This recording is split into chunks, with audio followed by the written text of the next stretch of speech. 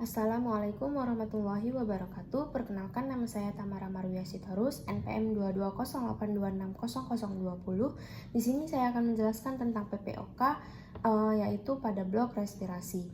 Dimulai dari definisi dari penyakit paru obstruktif kronik ini, dia adalah penyakit umum dan dapat diobati yang ditandai dengan keterbatasan aliran udara progresif dan kerusakan jaringan.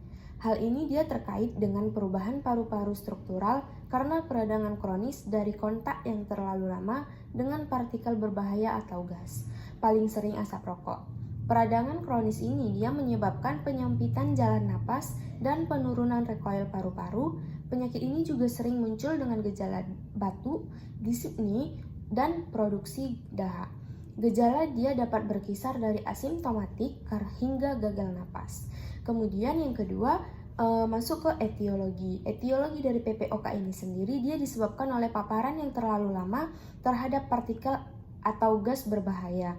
Kemudian merokok. Merokok ini dia adalah penyebab paling umum dari PPOK di seluruh dunia.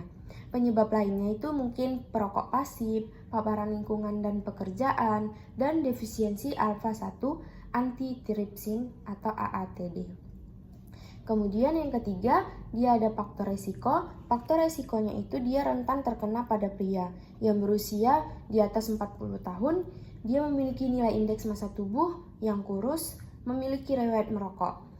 Merokok ini dia adalah faktor risiko eksternal utama untuk pengembangan PPOK. Sedangkan faktor sekunder dan tersiernya itu dia adalah paparan debu di tempat kerja, merokok, dan asap berbahaya, polusi udara dalam ruangan dari pembakaran bahan bakar biomasa, dan polusi udara luar ruangan dapat berinteraksi dengan faktor individu yang juga dapat meningkatkan kejadian PPOK.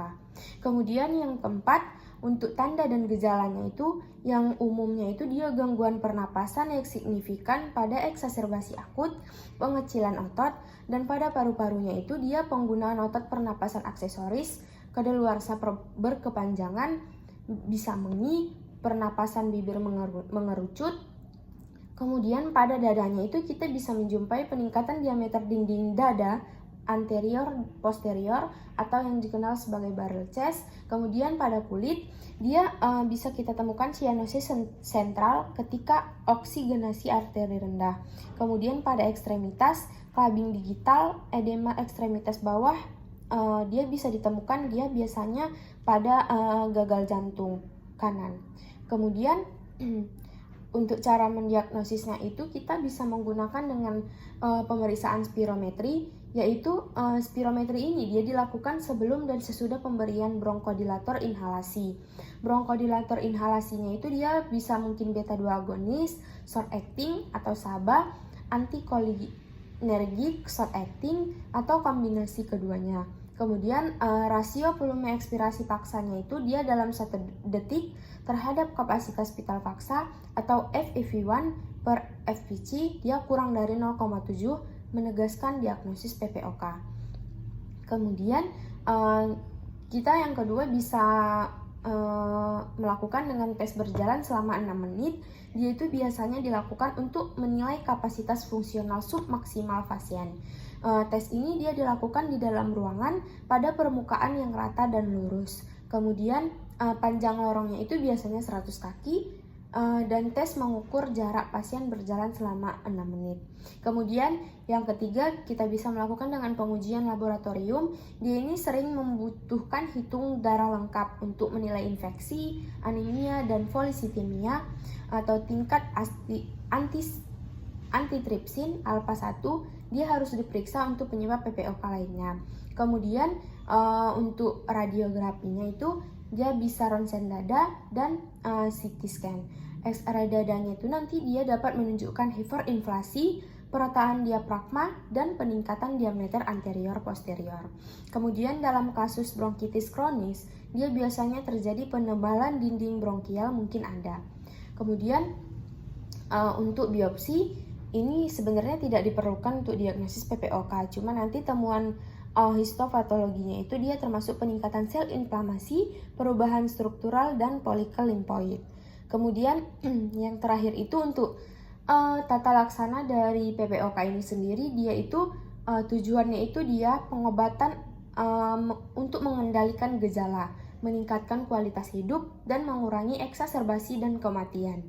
Kemudian pendekatan atau tata laksana dari non-farmakologisnya itu dia termasuk berhenti merokok. Itu adalah tata laksana utama dari PPOK ini sendiri, karena penyebab utama dari PPOK ini dia adalah merokok. Kemudian hindari paparan asap rokok pasif, mengurangi paparan agen berbahaya, dan rehabilitasi paru.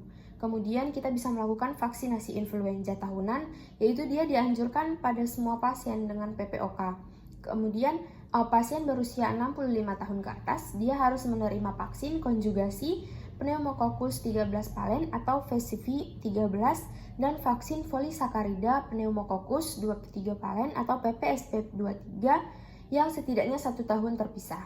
Kemudian PPSP P23 ini dia direkomendasikan untuk mereka yang berusia 64 tahun dan lebih muda dengan komorbiditas yang signifikan, misalnya diabetes mellitus, penyakit jantung kronis, atau penyakit paru-paru kronis. Kemudian bronkodilatornya itu yang digunakan yaitu beta 2 agonis, antimuskarinik, metilsantinase, kemudian kortikosteroid inhalasi atau ICS, kemudian glukokortikoid sistemik atau fosfodiester 4 atau PDE4 inhibitor, dan penggunaan antibiotik. Kemudian ini referensi yang saya gunakan. Sekian penjelasan dari mind map saya tentang PPOK pada blok respirasi. Sekian dan terima kasih. Saya ucapkan assalamualaikum warahmatullahi wabarakatuh. You don't even know